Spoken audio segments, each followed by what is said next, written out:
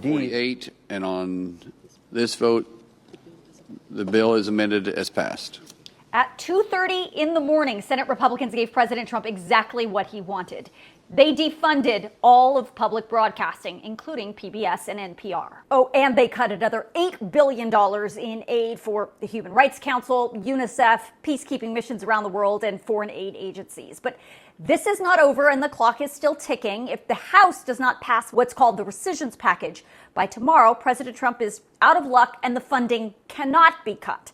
So the final vote in the Senate overnight was 51-48. One senator did not vote. All the Democrats and independents voted no, along with Republican Senators Lisa Murkowski and Susan Collins. All of the yes votes came from Republicans. And because this was a rescissions package, it did not need the normal 60 votes in the Senate to pass. It only needed a simple majority.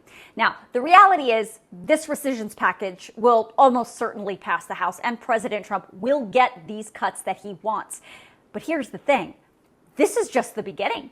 Trump and his administration say if this is successful, they will find more programs that Trump wants to cut from the federal government, and they will send Congress more rescissions packages. So why is Trump sending these rescission packages and cutting, in this case, about $9 billion in total funding for programs that Congress already approved through other laws? Well, there's no legal reason. It's really just because Trump doesn't like these programs. For example, when it comes to gutting NPR and PBS, Trump says public broadcasting is nothing but liberal propaganda and they need to be shut down. So he wants to pull about $1.1 billion in federal dollars from them, which amounts to their entire federal allocation for about 2 years. Now, as I outlined in this video, defunding NPR and PBS was specifically written into Project 2025 as a goal for the next Republican administration. So it's really no surprise that this is happening. And of course, the Corporation for Public Broadcasting says none of that makes any sense. None of their programming is propaganda, but in rural communities, their broadcasts are crucial for locals during emergencies and severe weather.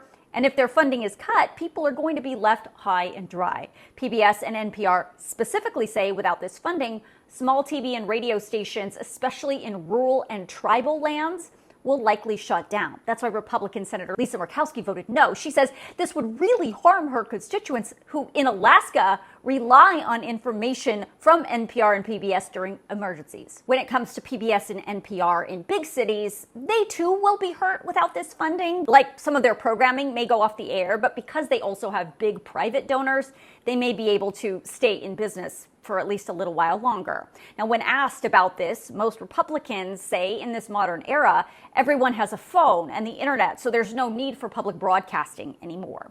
So what's next? Well, this rescission package is going to go to the House for a final vote, likely today, and it will go to Trump's desk for signature before the Friday deadline. And then you need to brace yourself because more of these rescission packages are coming.